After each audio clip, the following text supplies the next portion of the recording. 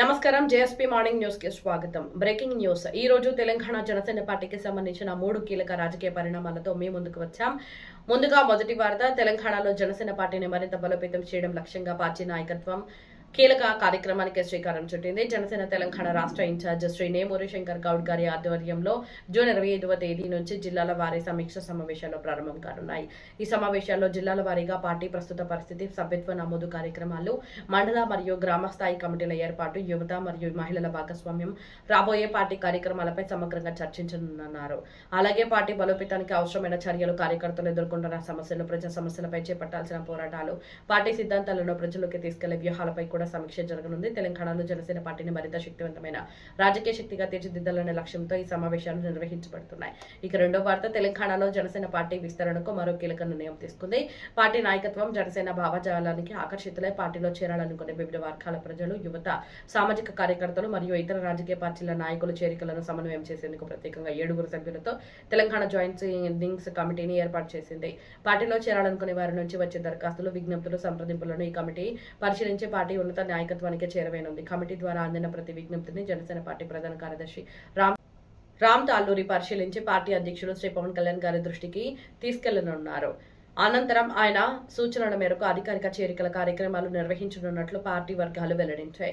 తెలంగాణ వ్యాప్తంగా పార్టీ విస్తరణను మరింత వేగవంతం చేయడమే ఈ కమిటీ ప్రధాన లక్ష్యంగా పేర్కొంటున్నారు. ఇక మూడో వార్త, కులం కాదు దేశమే ప్రధానం అనే భావనతో రాజకీయాల్లో మార్పుకు శ్రీకారం చుట్టిన నాయకుడు జనసేన పార్టీ అధ్యక్షులు శ్రీ పవన్ కళ్యాణ్ గారిని పార్టీ రాష్ట్ర ప్రధాన కార్యదర్శి సామినేని ఉదయ్ భాను గారు పేర్కొన్నారు. మీడియాతో మాట్లాడుతూ ఆయన దేశ ప్రయోజనాలు, ప్రజల సంక్షేమం, యువత భవిష్యత్తు కోసం పవన్ కళ్యాణ్ గారు నిరంతరం కృషి చేస్తున్నారని తెలిపారు. రాజకీయాలను కులాలు, మతాలు, ప్రాంతాల పరిమితుల్లో కాకుండా దేశ అభివృద్ధి దిశగా తీసుకెళ్లాలన్న సంకల్పంతో ఆయన ముందుకు సాగుతున్నారని చెప్పారు. ప్రజాప్రతినిధి అంటే అందరి కోసం పనిచేసే వ్యక్తి కావాలని, ఒక కులానికి లేదా ఒక వర్గానికి మాత్రమే పరిమితం కాకూడదనేది పవన్ కళ్యాణ్ గారి సిద్ధాంతమని ఉదయ భాను గారు వివరించారు. సమాజంలో సమానత్వం, పారదర్శకత, బాధ్యతాయుత రాజకీయాల కోసం జనసేన పార్టీ పనిచేస్తుందని ఆయన స్పష్టం చేశారు.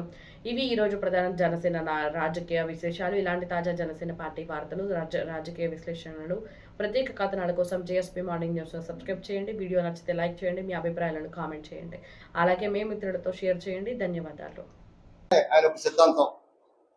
అలానే ప్రాంతీయ గౌరవంతో కూడిన జాతీయ భావం ఉండాలి. ప్రతి వారికి మన దేశం బాగుండాలి, భారతదేశం బాగుండాలి, ప్రపంచంలో భారతదేశం యొక్క ఇరుముడి బాగా పెరగాలి, గౌరవం పెరగాలనేది ఆయన ఒక సిద్ధాంతం. ఇవాళ ప్రాంతీయ అసమానతలు ఉంటే ఎక్కడ కూడా రాష్ట్రం బాగుండదు, దేశం బాగుండదు. ఆ ప్రాంతీయ అసమానతలు ఉండకూడదు. కాబట్టి ఆయన ఒక సిద్ధాంతాన్ని రాష్ట్రంలో చాలా మంది గౌరవిస్తున్నారు. చదువుకున్న ప్రతివాడు, ఉద్యోగస్తులు, విద్యార్థులు, రిటైర్డ్ అయిన ఉద్యోగస్తులు, సమాజం మీద ప్రేమ వాళ్ళందరూ కూడా ఈయన యొక్క భావజాలాన్ని మెచ్చుకుంటూ ఉన్నారు. కేవలం కుట్రలు కుతంత్రాలు చేసేవాళ్ళకి నచ్చకపోవచ్చు పవన్ కళ్యాణ్ యొక్క భావజాలం. అలానే దేశాభివృద్ధి కోసం మనందరూ పనిచేయాలి, విశాల దృక్పథంతో రాజకీయాల్లో పాల్గొనాలి, దేశభక్తి మరియు సామాజిక ఐక్యత ఉండాలి.